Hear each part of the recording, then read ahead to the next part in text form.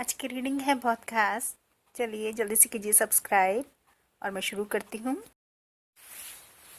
Hi everyone, ये reading है उन लोगों के लिए जो कि कहीं ना कहीं कंफ्यूज्ड हैं या फिर उनको समझ में नहीं आ रहा कि कहाँ प्रॉब्लम है और कोई चेंज चाह रहे हैं या फिर एक नई शुरुआत करना चाह रहे हैं और कहीं अटके हुए हैं। मतलब उनको रास्ता नहीं मिल रहा, शायद कोशिश नहीं कर रहे या फिर डिफेंसिव हो रहे हैं।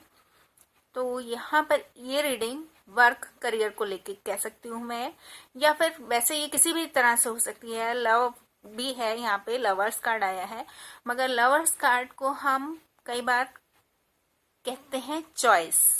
तो हो सकता है आज के रीडिंग में कुछ ऐसा है जो कि कंफ्यूज्ड है, तो ये समझ लें ये रीडिंग उन लोगों के लिए है, चाहे वो किसी भी चीज में है, लव, करियर, मनी, जो भी चीज में वो अटके हुए हैं। हैंगमैन में यहाँ देख रही हूँ और विक्ट्री चाहते हैं। काम से रिलेटेड कार्ड भी यहाँ पर मुझे दिख रहा है और मुझे दिख रहा है कि विक्ट्री चाहते हैं लेकिन अनडिसाइडेड है, कंफ्यूज्ड है।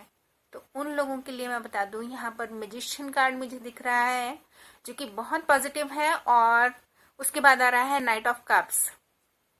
या तो कोई सॉरी या अपोलॉजी भी हो सकती है, या फिर कोई ऑफर भी आ सकता है आपके लिए इन फ्यूचर।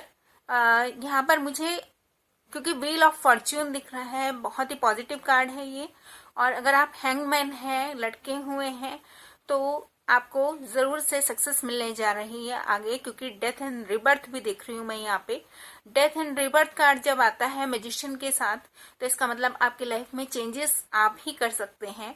तो पहली बात तो मैजिशियन खुद बने अपने, और दूसरी बात मैं यहाँ पर देख रही हूँ एक रिबर्थ है डेथ के साथ, एक नई शुरुआत, क्योंकि मुझे यहाँ पे कोलेब्रेशन भी, सेलिब्रेशन भी होता हुआ नजर आ रहा है।